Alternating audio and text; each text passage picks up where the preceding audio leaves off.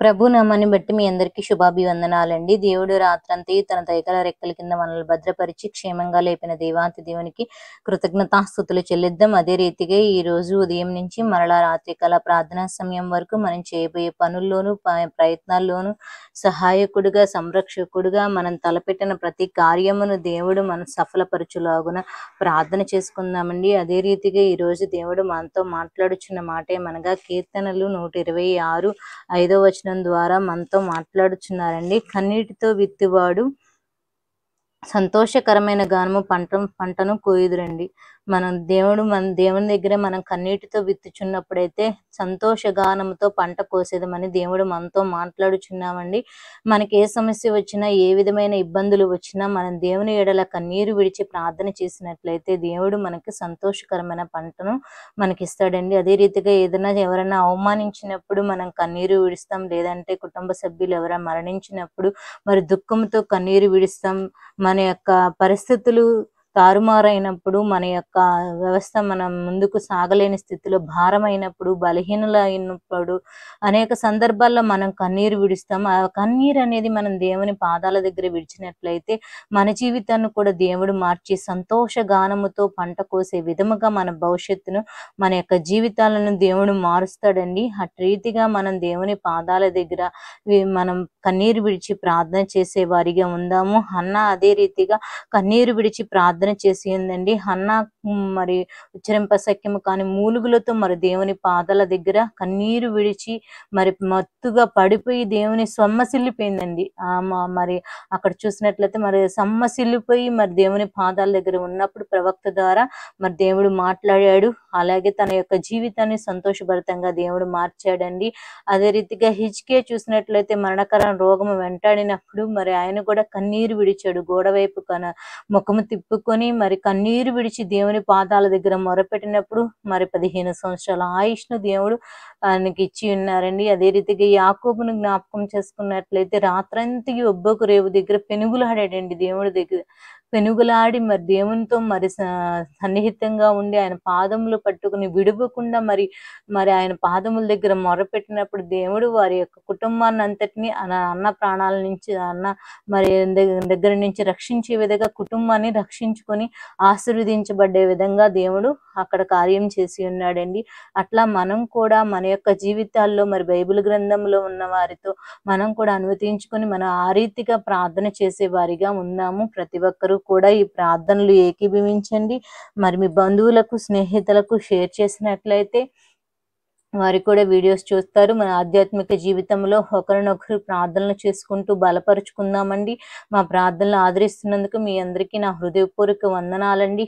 ఏమైనా ప్రత్యేక ప్రార్థన అవసరతలు ఉంటే కామెంట్ సెక్షన్లో తెలపండి, ప్రార్థన చేసుకుందామండి. అందరూ ఏకీభవించండి. మహాపరిశుద్ధుడైన మా ప్రియ పరలోకపు తండ్రి, నీకు వందనాలు, స్తుతులు, స్తోత్రములు నాయన. సర్వశక్తిమంతుడు, ఆశ్చర్యకరుడు, ఆలోచనకర్త యగు దేవా, నిత్యుడగు తండ్రి, సమాధానకర్త యగు దేవా, నీకు వందనాలు. మా ప్రియ బిడ్డలను మమ్ములను రాత్రంతా నీ దేగల రెక్కల కింద భద్రపరిచి సజీవులుగా ఉంచి నేను ఆమెను స్తుతించడానికి, ఆరాధించడానికి, కొనియాడటానికి ఇచ్చిన కృపను బట్టి నీకు వందనాలయ.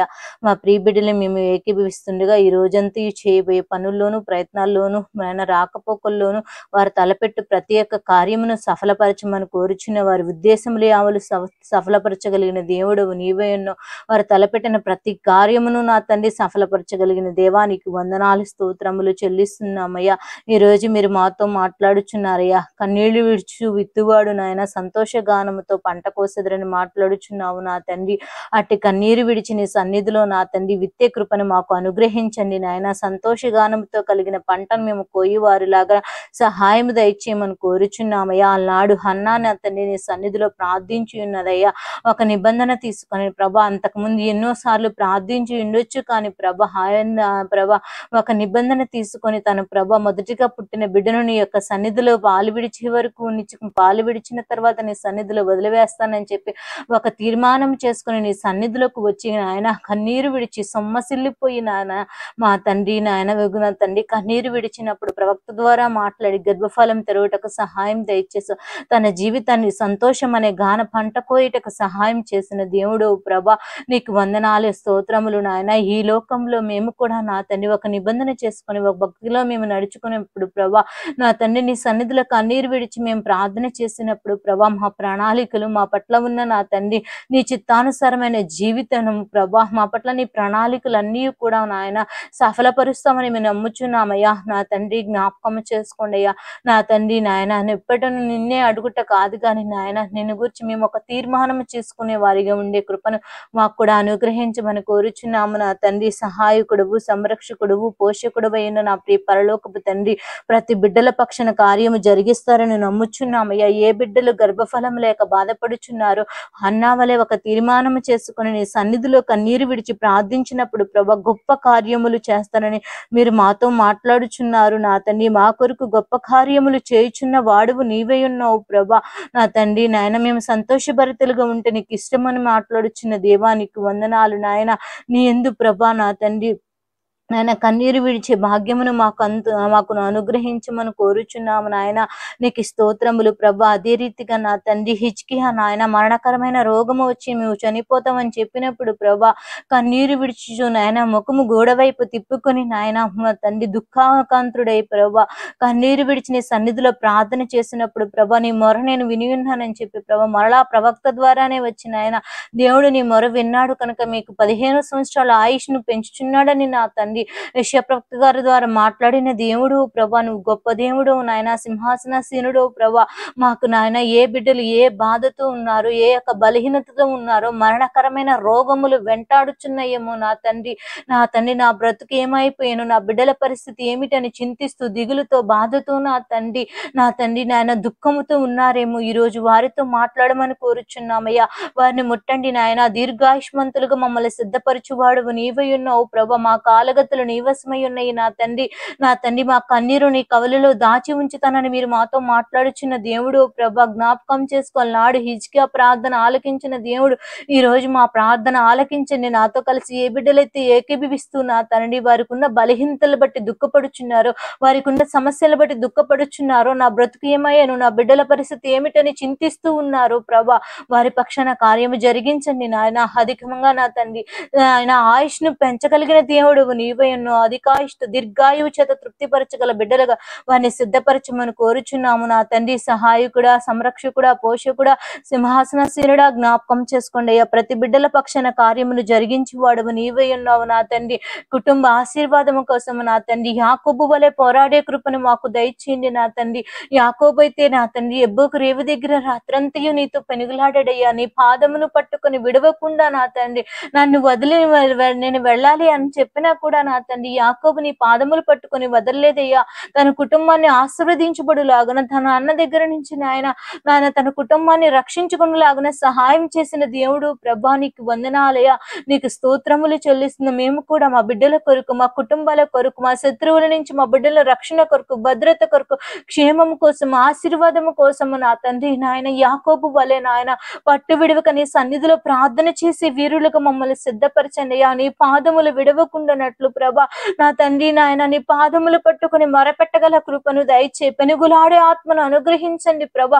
ఒంటరిగా గదిలోనికి వెళ్ళి తలుపు వేసుకుని రహస్యం ముందున్న తండ్రితో నా తండ్రి మాట్లాడమన్నావు ప్రభా. అట్లా మాట్లాడగల కృపను ప్రతి బిడ్డలకును మీరు సిద్ధపరిచి వారి కుటుంబాన్ని దీవెనకరముగా ఆశీర్వాదకరంగా మారుస్తారని నమ్ముచున్నాము నా తండ్రి. నోవాహు నా తండ్రి నీతిమంతుడిగా ఎంచబడ్డాడు నా తండ్రి. తన కుటుంబాన్ని అంతటిని రక్షించుకున్నాడయ్యా.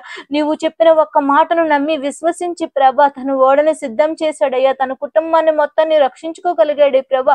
నీ మాట చొప్పున మేము నడుచుకునే కృపని మాకు దయచేయండి. నీ స్వరము వినగల శక్తి మాకు దయచేయండి నా తండ్రి.